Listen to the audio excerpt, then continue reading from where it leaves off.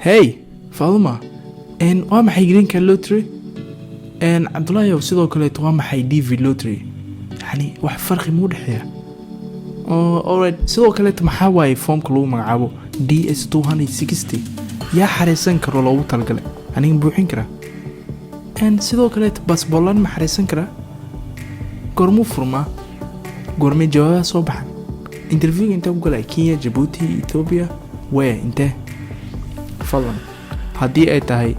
su'aalahani su'aal maskaxdeeda ku jiro laakiin aadan jawaab fadlan aadan u helin weli fiidiyowan isku daynaa bilow ilaa dhammaada daawata.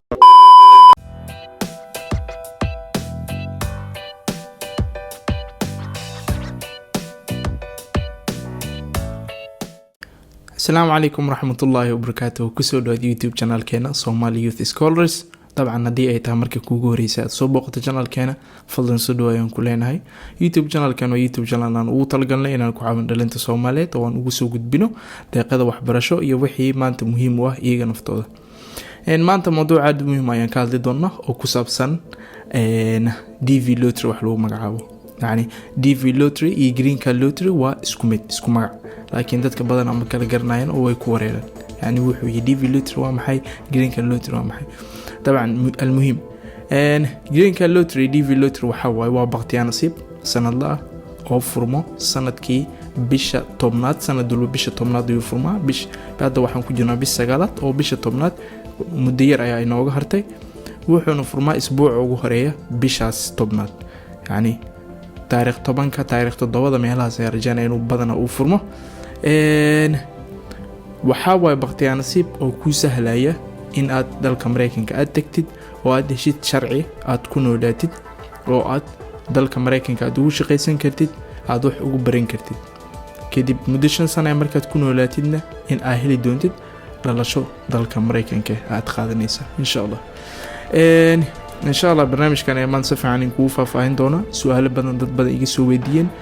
wax yani aqoon badan dadku ma lahan xaqiiqadii. يعني waxyaabo badan ayaa mugdi ugu jiro oo aad ay mar walba isku weydiiyaan laakiin aysan helin wax qof u soo gudbiya oo si fiican ugu kala sheegay. Sarjana DV lottery iyo green card lottery waa isku shay waa hal program oo magac leh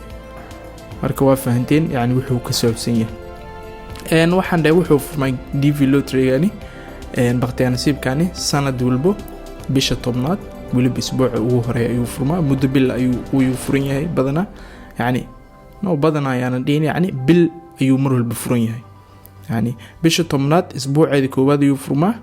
وحو دمان يا بيش كوي تمنات اسبوع عيد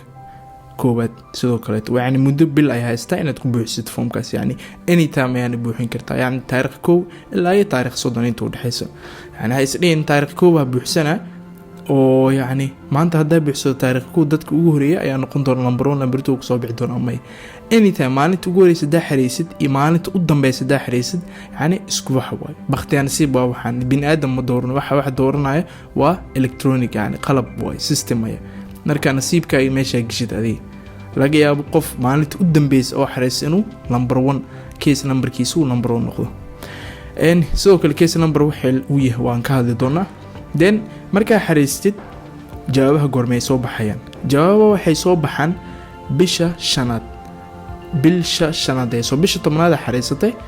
mesela sanadkani waxa ku jirnaa sanad 2021 waa 2021 ku jirnaa bisha tobnaad waxa noogu dhiman isbuuciya. then DV lottery ayaa furmi doono bisha tobnaad marka xariisatid jawaabaha waxaad heli doontaa sanadka kale 2022 bisha shanaad ayaa heli doontaa. then jawaabaha markaa heshid intaan u gudgudbin waxaan ka hadli doonaa waxa laga baahay markaad xariisanaysid baqtiyaa nasiibkan. almuhiimada waxay tahay yani koow inaad haystid passport laan hadaa tahay isku day fadlan inaad maxashaas yani systemkaas wax been passport beenaad ku qorto email badan ay soo gaar xaqiiqadii oo idahay dad passport fake ku xariistay laakiin haddana passport isoo sameeysto oo lambarka uu kala duwan yahay laakiin marka xariisana passport fake ku xariist marka hamigaas weyn iska daa passport hadda lahayn hadda sameeyso ku xariiso sidoo kale dad ay soo wadi passport Soomaaliland ku xariisan karaan xaqiiqdii ma ya passport Soomaaliya qoonsiin Soomaali passportkiisa inuu baahan yahay marka daa heli kartid fadlan inaad isku day. muhiimada ah passport numberkaaga iyo magacaagii iyo meesha ku dhalatay iyo addresskaaga sidoo kale waxaa jirto qayb يعني waxyaabaha يعني mesela dugsi maxaa soo dhameysay high school ina soo dhameysay ka baahan yihiin ugu yaraan high school ina soo dhameysay mise inaad يعني 2 sano ugu yaraan inaad shaqo experience ina leedahay shay shaqo mesela macallin iskuul aad 2 sano ka shaqeynaysa marka wax xariisan kartaa hadhow cadeenaan waxa uu dhigi doontaa يعني meeshaad ka shaqeynayso warqada ka soo qaatid mise khibradaada tusaysaa 2 sano waxa soo qabatay هذا شهادة دكتور سري ست كسي في عن ماش أوه سيس وشهادة دكتور سري أنت يد جامعة ده ما سوق حريصن كرتا جامعة ده حريصة سوق السيستم كواحد دوكومنتي قاعد جلين دو تتمجرو مهمة باسبور كسلم بركيسات كوريس مقعي نمبري مقع بس عن قرية يعني واحد دوكومنتي PDF كسوريك سبر كسوريك السيستم جلينيس مجرو سوق باسبور كاجي مقعي واحد أنا بحسته دين وحريستي جوابه بشي شناد أي صوبحين دين بشي شناد مركي أي صوبحين دين محلقة بهي مركز إناد قوتي وكو قوليستي جوابته هذا وأركتي إنادتكي كو قوليستي كمين نقطي دين محاسمينيسا شيء كواد أسميني دونتي ده وحيته أنا هلي دونتي وح كيس نمبر لدها أجرو كيس نمبر مركي قوليستي ورقة جرتو ورقة صوحكو قرن كيس نمبر كيس نمبر كاسي وحوك يعني ويهي يعني بوزيشن كا وجرتك كجوليستياش مثلا كيس نمبر كاسي وحوي كسوقات هالشيء مثلا نمبر 2 عمل معناه هذا وحي توقفك لبعض اياتها وكجوليس دي في لوتري تاسن وشيغايا sidoo kale كيس نمبر كا markii الله waxa waaye waa يعني كيسكaaga dhan يعني kiiskaaga dhan waxa maamulay oo gacanta ku hayran lagu aqoonsan yahay dhan waxa way waa numberkaas daadan lahayn yani waxba ku musoonayeen marka case number waxa uu heli kara dadkii ku guuleystay DV lottery macnaha adiga case number dad ay soo dhig case number inta ka heli kara marka wax la iska hela ma ahan case number waxa ku guuleystay waa heli kartaa markaas waa helaysaa warqada ku guuleystay ee ku qoran yahay qaybta hoos waliba case number marka mesela ana xariisto uu soo bixi numberka ku qornay kiiskay wuxuu yahay 2,000 camal waxa qofka 2,000 hadaya marka sidaas oo wax kiis number la marka qof walba ma helo waxa qof ku guuleysta ayaa heli karo then waxa sameeyay doontaa waxa jiro form lagu magacaabo DS260 DS260 kan form kan waa form aad u muhiim ah xaqiiqdii hadaa wax ka qaladid ay tahay yani ka kac yani waxa ka soo laabad aysan lahayn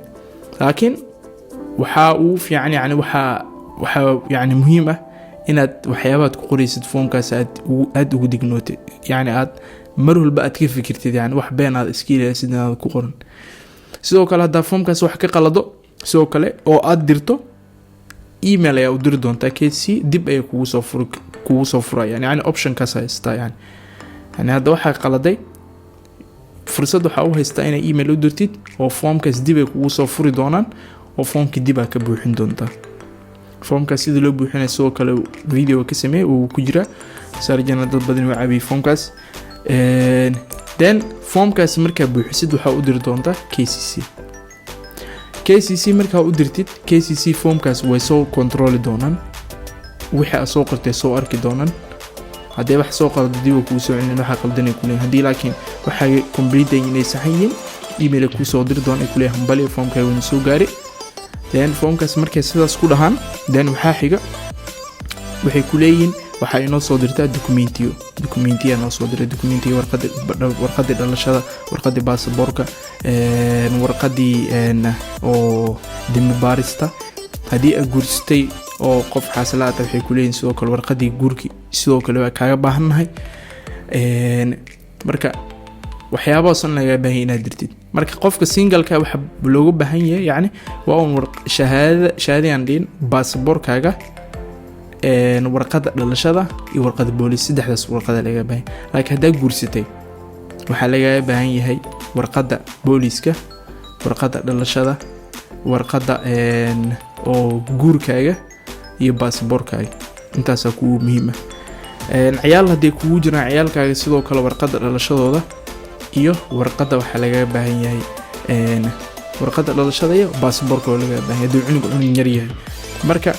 ciyaalkaaga way ku jiraan hatta markii foomka ku xareynaysid baqti nasiibka ana xariinaysid ciyaalkaaga ina meeshas ku dirtid waa hada ciyaal dhashay meesha uu ku sheeg doona ciyaal ma dhashay ku leeyahay tirada ciyaalka sheeg mesela 5 cuniga dhashay then waxa laga baahay 5taas cunig magacoodii complete passportkooda waxooda inay gelisid soo kale ma isla fahanay meeshan then hada waxaan waa xareystay waa ku guuleystay marka ku guuleystay form ay jira la buuxinay oo la dhaho DS 260 formkii buuxisay waa dirtay waxay ku soo dheen hambali formka uu soo gaaray formkii kadib waxay ka codsadeen warqadii dokumentiyada u dirtay sida warqada dhalashada warqada booliska iyo passportkaaga then marka u dirtid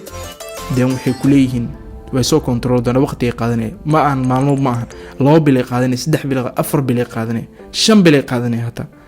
marka inaad sabartida loo baahan yahay then marka u dirtid dokumentiyada way soo control doonaan waxay ku dhigi doonaan hambaliyo documentskaaga waan soo gaaray wuu saxan yahay hadda waxa diyaar u tahay interview in lagugu waco then markaan waa marka sheekada yaani adkaani doonto then cabaara sugi doonta muddo bilooyin ah bil ka badan 2 bil ka badan 3 bil ka badan 4 bil ka badan waqtiga noqoto then waxa ku soo gaari doona email oo ah in waqtiga aad geli doonto interviewga ay safaaradda ku geli doontid iyo warqadaha laga baahan yahay ee ku soo dir doona meesha marka warqadaas waxa ku qoran taariikhda aad geli doontid interviewgaaga meesha aad ku geli doontid subaxdii saacada ay geli doontid iyo documents laga baahan yahay iyo isbitaalka caafimaadka aad ku soo maray lahayd waxa dhan information meesha ku qoran caafimaadka marka amraysid isbitaalka iska ma tagaysid iyaga warqadaas kugu soo codaan doona even dhakhtarka aad doontid waxa way ka baahan yahay mararka qaar marka isbitaal walba iska tagaysid maan iyaga kula soo hadli doona ku dhahay isbitaalkaas ha tagay warqadaas uu ku qoran then marka waxa meeshas marka aad joogtid document warqadaas aad aragtid taariikhda iyo wixii aad gelaysid hadii aad Soomaali joogto aad rabtid interview ay ka dhigatay Kenya mise Djibouti mise Ethiopia wadankii aad ka dhigatay adiga aad doonta then waxa isku diyaarin doontaa inaad documentskaaga wada aruursatid sidoo kale waxa jiro inaad sameystid aadan ha ilowin fadlan DHL ayaa tagaysaa يعني account soo sameysan doonta oo hadhow marka interview gashid oo fiisaha passportkaaga ay kugu soo diri doonaan yani marka gashid interview hore fiisaha ama lagaaga dhufanayo passportka oo waxa lagu leeyahay mudooyin joog yani muddo isbuuc amal ay qaadan doonto isbuuc 2 isbuuc 3 isbuuc maybe bilaad inay kugu qaad waxa marka way ka reebanayaan iyaga kugu soo dhufan doon fiisaha then DHL kaaga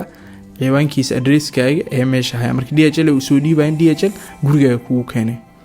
marka DHL-na tagtid aad soo samaysid account-kaas yani addresska information-ka soo samaysid ay ilowin sidoo kale then interview-ga waa gashay documents-ka diyaar warqada caafimaadka soo qaad soo martay oo ku soo guuleystay wax walba safaaradda tagtay interview-ga soo martay then waxa isku diyaarinaysaa inaad baxid yani waxa wax kale ku maarin interview hadaa martid fiisahan ku imaado yani wax kale masugaysid in inta waqti yarta bixi kartaa yani fiisaan waxa lagu dhufanaa muddo 6 bil yani inaad waqti yarta bixi muddo 6 bil ku dhufsan yani fiisaha macnaheedu waxa waaye ilaa 6 bil wali waa joogi kartaa Afrikada Soomaalida meesha joogtid oo danahayga waa dhameysan kartaa markaas kadib baa bixi kartaa yani 6 bilood aysan kugu dhaafin fahmin sarjana ina fahanteen oo malayna muhiimada waxa waaye ina wadada la maray aad fahanted hada systemkan waxa rajaynaa wax badan ka fahanted wax badan ka faa'iiday fadlan dad badan ay jiro aysan ogeyn yani sidoo uu shaqeeyo greenka lottery DV lottery yani fadlan marka walaalahay kala u dir sarjana videogan uu ku caabiya sarjana ila inta hada soo daawanaysa jazaakumullahu khairan assalamu alaykum warahmatullahi wabarakatuh